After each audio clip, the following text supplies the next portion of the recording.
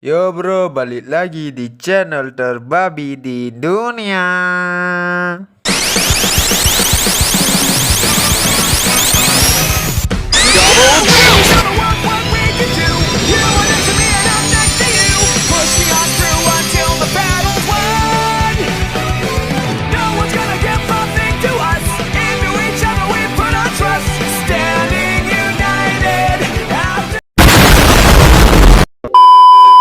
Kali ini Tono mau membahas alur cerita anime Tsukiga Michibiku.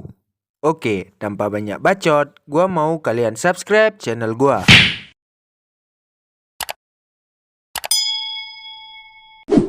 Kalau enggak, gua sumpahin kalian yang cowok supaya hamil. Canda hamil. Dan yang cewek gua sumpahin berewokan kalau gak subscribe loh. Canda-canda anak biawak. Oke, kita gas ke alur ceritanya. Cerita ini diawali dengan seorang anak biawak yang bernama Makoto. Makoto merupakan murid SMA yang tidak populer dan jelek. Sekali lagi jelek. Yang secara tiba-tiba dipanggil oleh Dewa Tsukuyomi untuk menjadi seorang pahlawan. Di saat pertemuan pertama Makoto dengan Dewa Tsukuyomi, Makoto merasa kebingungan karena dia melihat Dewa Tsukuyomi, yaitu Dewa Penguasa Rembulan. Dewa Tsukuyomi juga memberitahu bahwa orang tua Makoto bukan dari negara Ike-Ike Jepang, melainkan dari dunia lain. Sontak, Makoto pun terkejut karena mengetahui status orang tuanya. Dewa Tsukuyomi juga memberitahu alasan orang tuanya bisa pergi ke dunia Ike-Ike Jepang berkat kontrak dengan Dewi dunia lain. Nah, di kontrak itu berisi perjanjian tentang orang tua Makoto dengan Dewi dunia lain. Yang bertuliskan orang tua Makoto harus menawarkan salah satu hal berharga sebagai gantinya untuk pergi ke dunia Jepang. Si biawak Makoto yang tak ingin kakaknya kenapa-napa memilih dirinya sendiri untuk pergi ke dunia lain untuk menjadi seorang pahlawan. Tetapi ada hal yang dikhawatirkan Makoto sebelum kepergiannya ke dunia lain, yang ternyata dia menyimpan banyak majalah porno dan CD porno. Babi, gua kira apaan anjim? Dan si Dewa Tsukuyomi pun langsung menghilangkan harta berharga milik si anak biawak Makoto. Makoto pun langsung berhadapan dengan Dewi dunia lain. Tanpa disangka-sangka, Makoto dihina habis-habisan sama si Dewi. Karena wajah dari Makoto sangatlah jelek. Gua rasa ya, si Dewi pasti berkata seperti ini. Biawak, mukamu itu kurang tampan. Baiknya kamu pergi ke Korea dulu. Makoto pun menjawab, emang ada apa dengan Korea? Nah, si Dewi langsung menjawab, kalau lu pergi ke Korea, dijamin muka lu kayak anggota BTS. Tapi siap-siap aja dihujat sama ngabers Indo ya. Ngerti kan weh apa yang gua maksud? Oke, kita lanjut lagi. Tidak sampai di situ saja, si Dewi juga menghina suara Makoto yang sangat jelek. Karena sudah muak dengan keberadaan Makoto, si Dewi berniat membuang Makoto ke ujung dunia isekai. Sebelum si Dewi membuang Makoto ke ujung dunia, ia memberikan pengetahuan tentang bahasa orc dan goblin. Karena di ujung dunia isekai terdapat orc dan goblin, tidak ada manusia. Dan juga si Dewi memberikan peringatan kepada Makoto untuk tidak mendekati manusianya. Dan juga jangan berani-berani menebarkan benih kotornya kepada manusianya. Dipikir-pikir sadis juga perkataan si Dewi ular ini. Kalau gua jadi si biawak Makoto, mungkin udah kena mental. Canda mental. Dan akhirnya si Dewi membuang Makoto ke ujung dunia isekai.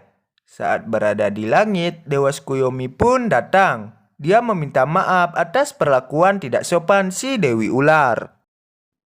Dan juga Dewa Tsukuyomi memberikan kekuatan super kepada Makoto. Si biawak Makoto pun sangat senang. Sebelum pergi, Dewa Tsukuyomi memberitahu Makoto bahwa dia masih bisa isdet walaupun sudah memiliki kekuatan super. Makoto pun memahami kata-kata terakhir Dewa Tsukuyomi. Saat berada di dunia paling ujung, Makoto bertekad untuk kembali ke tempat Dewi Ular. Ia berjalan kaki menyusuri daerah tandos yang tak berpenghuni selama 3 hari. Di saat si biawak Makoto kelaparan, tiba-tiba terdengar suara minta tolong.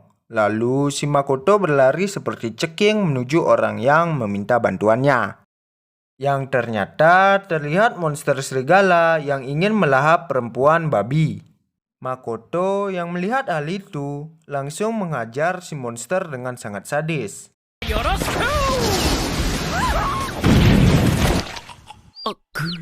Dan si perempuan babi pun balik ketakutan terhadap Makoto karena kebrutalannya. Tetapi Makoto mencoba menenangkannya. Dan juga ia meminta agar diberikan makanan.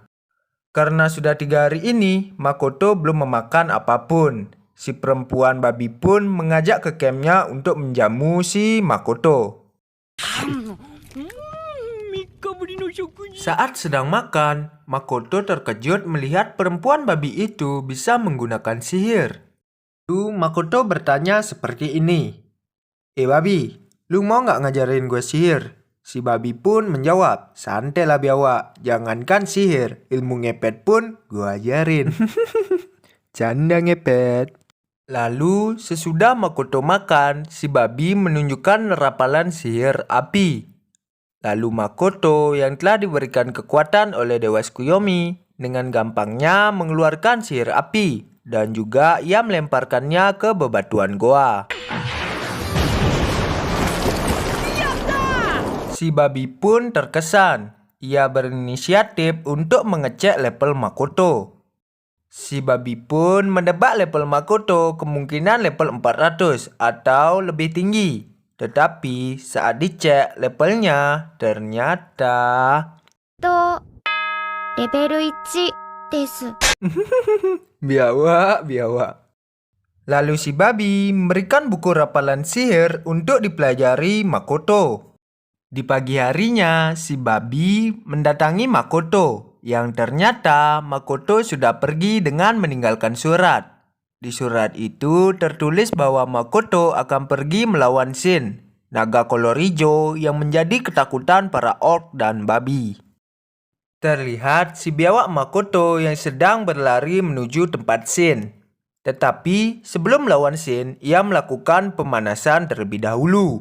Terlihat ia mengeluarkan panah api dan membidik kayu pembatas yang gua gak tahu namanya, mungkin segel Naruto.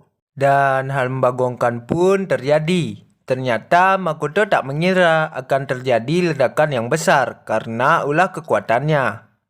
Saat ia menghampiri lokasi, ternyata ada bawahan Shin yang telah KO. Sebelum mati, bawahan Shin mengucapkan kata-kata mengancam bahwa kau telah menyerang saran Shin. Dan juga kemarahan Shin akan benar-benar terwujud. Lalu bawahan Shin pun musnah. Lalu tiba-tiba muncul kabut merah disertai kedatangan Shin, si naga kolor hijau. Singkat cerita, Makoto langsung bertarung melawan Shin.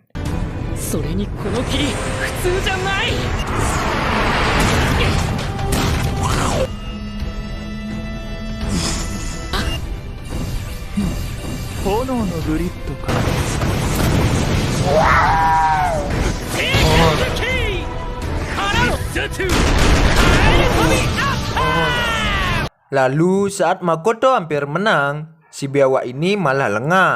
Seketika Shin langsung mengeluarkan jurus mata Itachi, yaitu jurus ilusi. Di saat Makoto hampir mati, ia mengingat kenangannya di dunianya yang dulu. Tentang penolakannya kepada cewek yang menembaknya. Nah, di sini gua langsung ingat loh sama pepatah Hongkong gua. Bunyinya kayak gini. Seganteng-gantengnya lu pasti pernah merasakan penolakan. Dan sejelek-jeleknya lu pasti tetap ditolak. Iya kan weh, 2021 kayak gini emang masih ada cewek yang gak pandang fisik. Minimal kaya lah. Canda kaya. Oke, lanjut. Shin yang bisa melihat ingatan Makoto sangat senang karena ia bisa melihat tentang ingatan Makoto kepada film samurai Jepang. Makoto yang telah sadar pun segera menghancurkan ilusi dari Shin. Saat sudah bebas, Makoto sudah bersiap mengajar Shin. Tapi Shin langsung meminta maaf layaknya seekor anjing yang imut. juga memperkenalkan dirinya. Hal serupa juga dilakukan oleh Makoto. Di sini ternyata Shin sudah mengetahui bahwa Makoto dari dunia lain. Lalu Shin ingin membuat kontrak dengan Makoto. Tidak lain tidak bukan karena Shin ingin melihat ingatan Makoto tentang film persamuraian Jepang. Lalu Makoto pun menyetujuinya. Lalu Shin melakukan ritual pengontrakan yang pertama, 50 berbanding 50. Ternyata terjadi penolakan karena kekuatan Makoto terlalu besar. Akhirnya Shin mengambil 20% sedangkan Makoto 80%. Artinya Shin akan menjadi bawahan Makoto. Shin yang tak keberatan pun menerimanya. Berubahlah Shin menjadi perempuan cantik berkimono yang membuat si biawak Makoto terkejut.